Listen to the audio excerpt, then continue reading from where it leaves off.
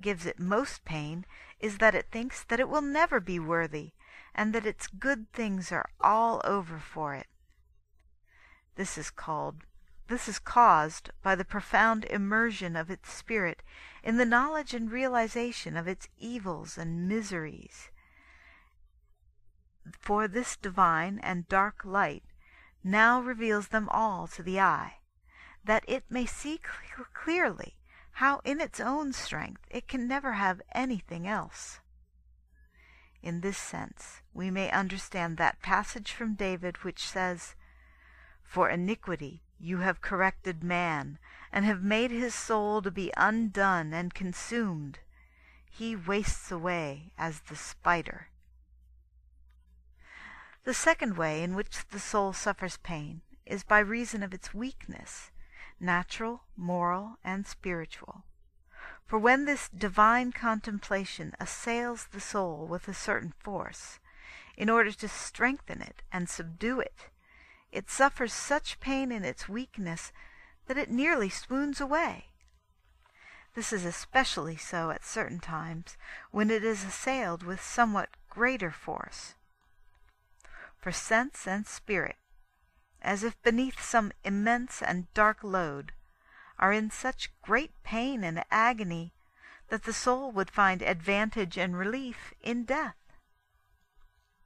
This had been experienced by the prophet Job, when he said, "I desire not that he should have intercourse with me in great strength, lest he oppress me with the weight of his greatness." Beneath the power of this oppression and weight, the soul feels itself so far from being favored that it thinks, and correctly so, that even that wherein it was wont to find some help has vanished with everything else, and that there is none who has pity upon it.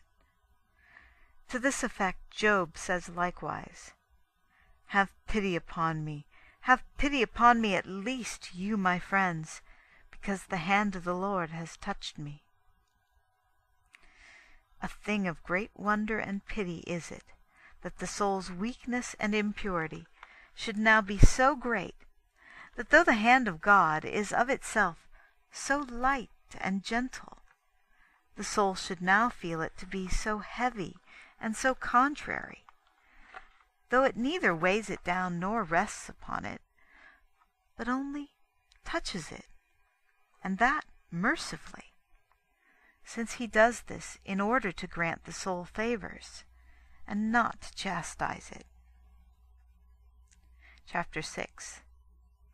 Of other kinds of pain that the soul suffers in this night.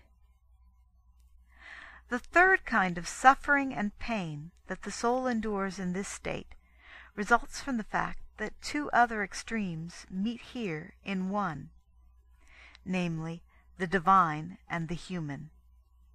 The divine is this purgative contemplation, and the human is the subject, that is, the soul. The divine assails the soul in order to renew it, and thus to make it divine, and stripping it of the habitual affections and attachments of the old man, to which it is very closely united, knit together, and conformed, it destroys and consumes its spiritual substance, and absorbs it in deep and profound darkness. As a result of this, the soul feels itself to be perishing and melting away, in the presence and sight of its miseries, in a cruel spiritual death, even as if it had been swallowed by a beast, and felt itself being devoured in the darkness of its belly, suffering such anguish as was endured by Jonah in the belly of that beast of the sea. For in this sepulchre of dark death it must needs abide until the spiritual resurrection which it hopes for. A description of this suffering and pain, although in truth it transcends all description, is given by David when he says, "The lamentations of death compassed me about. The pains of hell surrounded me. I cried in my tribulation." But what the sorrowful soul feels most in this condition is its clear perception, as it thinks, that God has abandoned it, and in his abhorrence of it has flung the soul into darkness. It is a grave and piteous grief for it to believe that God has forsaken it. It is this that David also felt so much in a like case, saying, after the manner wherein the wounded are dead in the sepulchres, being now cast off by thy hand, so that thou rememberest them no more.